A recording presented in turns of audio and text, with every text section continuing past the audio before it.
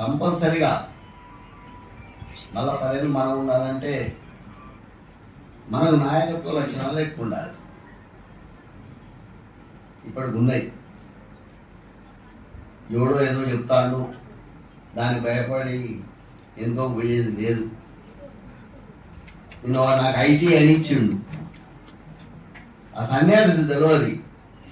ఇప్పుడు నేను పోయింది ఎక్కడికి వయసులో దానికి పోయినప్పుడు అక్కడ ఆ సత్రం 10 ఏళ్ళ బట్టి 20 ఏళ్ళ బట్టి వేరే వాళ్ళు ఆక్యుపై చేసుకున్నారు. 10 కోట్ల రూపాయలు తింటున్నప్పుడు నేను పోయినా, వాళ్ళతో మాట్లాడినా, వాళ్ళకి తాళం చేతులు వాళ్ళకి పిచ్చి.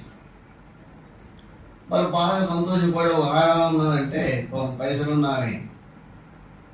ఆ తల్లి ఏమన్నదంటే నాతోని ఎలక్షన్ నీకు అయితే నేను పైసలు ఇస్తానన్నది. అంటే నేను వద్దు తల్లి, నేనే మొన్న 70 కోట్లు అమ్ముకున్నా అంటే దాన్ని ఎలక్షన్ కమిషన్కి ఇచ్చిండు వాడు. ఈడ ఎర్రబల్లులు ఉంటాయి, మన దగ్గర లేవు, ఇంకా లేవు ఎర్రబల్లులు. ఆ కుటుంబం దరిద్రమైన కుటుంబం. ఆ కుటుంబంలో పుట్టిన ఆడోళ్ళు మూల కానీ మొదలు పెడితే అన్ని దరిద్రాలే. అన్నదమ్ములు ఇద్దరు దరిద్రం. మరి వాళ్ళ పరిస్థితి వాళ్ళేదో అన్నారని నేను భయపడా.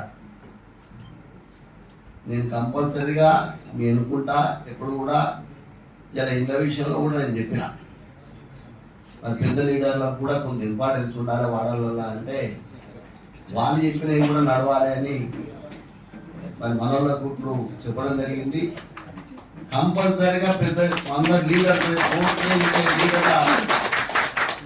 లీస్ట్ తీసుకొని ఒక్కొక్క లీడర్కి 5 ఇండ్లు ఇప్పించే కార్యక్రమాలు ఉన్నారు కదా.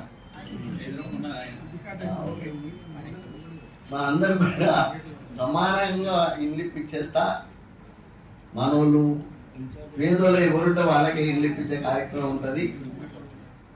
మరి దాన్ని దృష్టిలో పెట్టుకొని మీరందరూ కూడా మొన్న కొండా సురేఖను ఎలాగైతే గెలిపించిందో మళ్ళీ రేపు స్థానిక సంస్థల ఎన్నికలలో కూడా వాళ్ళే వస్తారు ఇన్ఛార్జిగా. మళ్ళా వాళ్ళు సంతోషపడాలి ఈ పద్ధతిలో ఇక్కడ జరుగుతుంది అని.